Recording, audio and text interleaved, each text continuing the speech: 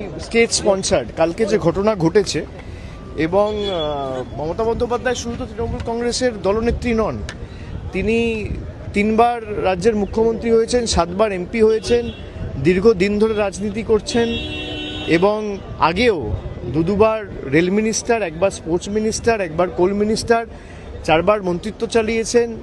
এত দিন ধরে তার রাজনৈতিক কেরিয়ার এবং তিনি জনপ্রতিনিধি, 15 বছরের চিফ মিনিস্টার। মানে উদ্দেশ্য প্রণোদিতভাবে, পুরোটা পূর্ব পরিকল্পিতভাবে যেভাবে বিজেপির গুন্ডারা আর যাদেরকে মানে ফুটেজে দেখা গেছে, তারা তো কেউ পৃথক কোনো সাপোর্টার বা কর্মী নয়, তাদেরকে এমএলএর সাথে দেখা গেছে, তাদেরকে বিজেপির প্রার্থীর প্রচারে দেখা গেছে, বিজেপির বড় বড় সব নেতাদের সাথে তাদের ছবি রয়েছে, আমার কাছে ছবি আছে, আমি দেখাতে পারি আপনাদের। পুরোটাই স্টেট স্পন্সার্ড। এরা চায় না বিরোধী রাজনৈতিক দল থাকুক, বিরোধী রাজনৈতিক দলের নেতারা বেঁচে থাকুক, প্রাণে মারতে চায়।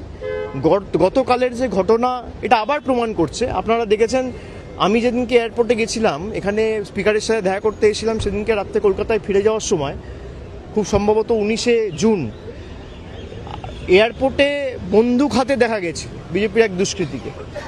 এখনও পুলিশ তাকে অ্যারেস্ট করেনি। তার সাথে শুভেন্দু অধিকারীর ছবি রয়েছে, যিনি বর্তমানে এখন বাংলার মুখ্যমন্ত্রী। যিনি বন্দুক হাতে এয়ারপোর্ট গেছিলেন, তাকে পুলিশ এখনো পর্যন্ত গ্রেফতার করেনি। তার কারণ, তাকে মদত দিয়েছে বাংলার মুখ্যমন্ত্রী শুভেন্দু অধিকারী। গতকালের যে ঘটনা ঘটেছে পুরোপুরি স্টেট স্পন্সার্ড এবং রাজ্য সরকারের সম্পূর্ণ মদত এই ঘটনার পিছনে না থাকলে কারো সাহস হয় না। যে ফুটেজগুলো গাড়ি থেকে রেকর্ড করা হয়েছে, পিছনে যেভাবে মানে এলো পাথারি, ইট, পাটকেল, কাদা এসব ছোড়া হয়েছে, এরা চায় না কোনো রাজনৈতিক দল কোনো কর্মসূচি করুক। আমাদের কোনো মিটিংয়ের পারমিশন দিচ্ছে না। কেন এত ভীত সন্ত্রস্ত কেন তৃণমূলকে নিয়ে? এত ভয় কিসের? দল ভাঙানির খেলা করেছেন, তৃণমূল কংগ্রেসের এমপিদের ভাঙিয়েছেন, এমএলএদের ভাঙিয়েছেন। আর এখন যারা বিরোধী দলের তকমা পেয়েছে, তারা তো আমি দেখলাম না গত 2 মাসেও তকমা পাওয়ার পরেও বিজেপির কোনো রাজনৈতিক নেতার বিরুদ্ধে কোনো আক্রমণ, কোনো একটা সাংবাদিক বৈঠক করে আক্রমণ করে দুটো ন্যায্য প্রশ্ন বা দাবি, মানুষের দাবি নিয়ে সরবতি। তারা আক্রমণ করছে তৃণমূল কংগ্রেসকে, তারা আক্রমণ করছে মমতা বন্দ্যোপাধ্যায়কে, তারা আক্রমণ করছে আমাকে, তারা আক্রমণ করছে এখনো যারা তৃণমূল কংগ্রেসকে ভালো করে ভালোবেসে দলটা করছে তাদের। এই বিজেপি আর বিজেপির বি টিম মিলে বাংলাটাকে শেষ করেছে।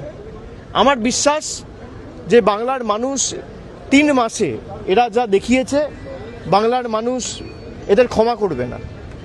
অন্নপূর্ণার ভাণ্ডার নিয়ে প্রতিশ্রুতি দেওয়া সরকার ক্ষমতায় আসার পর অন্নপূর্ণা ভাণ্ডারের পর বুলডোজার চালিয়েছে। চারিদিকে ভয়, সন্ত্রাস, ভেঙে দাও, গুড়িয়ে দাও, জ্বালিয়ে দাও, কাটিয়ে দাও,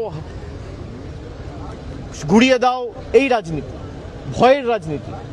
তারা বলেছিল ভয় আউট, ভরসা ইন। আজকে বাংলার মানুষ দেখছে 3 মাসের যে সরকার, ভরসা আউট, ভয় ইন। মানুষকে দেওয়া যত প্রতিশ্রুতি সব বন্ধ, সব একটাও পূরণ করেনি। কোনো প্রতিশ্রুতি এখনো পর্যন্ত পূরণ হয়নি। বলেছিল যুবশক্তি টাকা দেবো 1500 টাকা করে, 3000 টাকা করে, দিতে পারেননি। আমাদের সরকার দিয়েছিল বলার সঙ্গে সঙ্গে 1 মাসের মধ্যে। গত 5 বছরে আপনি একটা মহিলা দেখাতে পারবেন না বাংলায় যে বলতে পারবে যে লক্ষ্মীর ভাণ্ডারের যোগ্য প্রাপক হয়ে তিনি টাকা পাননি। আজকে প্রায় 3 মাসের মধ্যে 1 কোটি মহিলাকে অন্নপূর্ণা ভাণ্ডারের লিস্ট থেকে বাদ দিয়ে দেওয়া হয়েছে।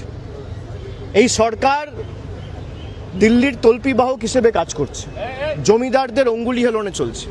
এবং কালকের যে ঘটনা, আমি এটা অত্যন্ত স্পষ্টভাবে বলতে চাই, শুধু রাজ্যের মুখ্যমন্ত্রী শুভেন্দু অধিকারীকে দোষ দিলে হবে না।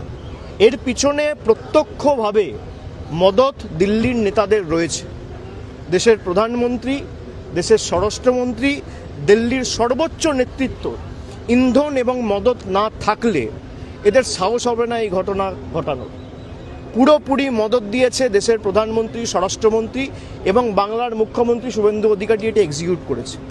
তিনি তো কৃতদাস, তাকে যা বলছে তিনি তাই করছেন।